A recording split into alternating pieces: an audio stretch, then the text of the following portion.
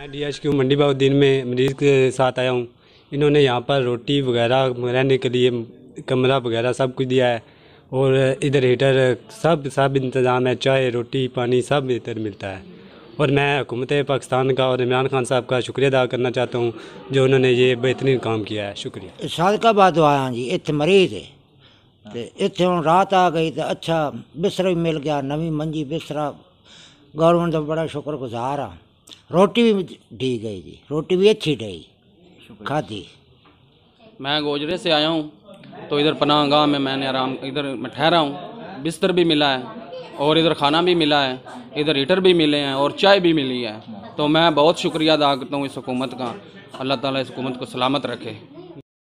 मंडी बहाउद्दीन में वज़ीर आला पंजाब सरदार उस्मान बज़दार की हिदायत पर पुराने डिस्ट्रिक्ट हेडक्वार्टर हॉस्पिटल में पनाह गाह का काम शुरू कर दिया गया। हर डिस्ट्रिक्ट लेवल पे मंडी बहाउद्दीन में आपने क्या इनिशिएटिव लिया?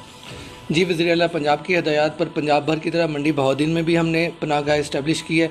अभी आप देख रहे हैं कि हम ओल्ड DHQ में खड़े हैं और यहाँ पे हमने 10 लोगों के लिए ना सिर्फ रहने की जगह बल्कि उनको शदीद सर्दी के मौसम में सर्दी से बचाने के लिए हीटर प्रोवाइड किए गए हैं।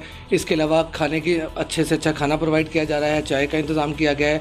और हम ना सिर्फ इसको एक्सटेंड करना चाह रहे हैं बल्कि हम न्यू DHQ जो बना है वहाँ पर भी इससे बड़ी पनाहगाह इस्टेब्लिश करने जा रहे हैं। और डिप्टी कमिश्नर मंडी बहाउद्दीन का नज़रिया ये है कि इस ज़िले के अंदर किसी को भी फुटपाथ पर या बेंचों में शदीद सर्दी के मौसम में नहीं सोना पड़ेगा और हम इंशाअल्लाह ताला हर बंदे के लिए भरपूर खिदमत करेंगे।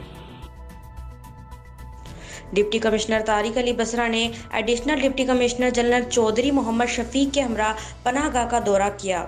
इस मौके पर पनाहगाह में मुकीम लोगों ने अच्छा खाना और सर्दी से बचने के लिए हीटर और गर्म बिस्तर मिलने पर हुकूमत वक्त का शुक्रिया अदा किया। डिप्टी कमिश्नर का कहना था कि मंडी बहाउद्दीन में पनाहगाह के क़याम से अब कोई भी शहरी शदीद गर्मी में सड़क पर, पार्क के बेंच पर या फुटपाथ पर नहीं सोएगा। अब तक के लिए इतना ही। मज़ीद खबरों और अपडेट्स के लिए देखते रहिए PNC न्यूज़।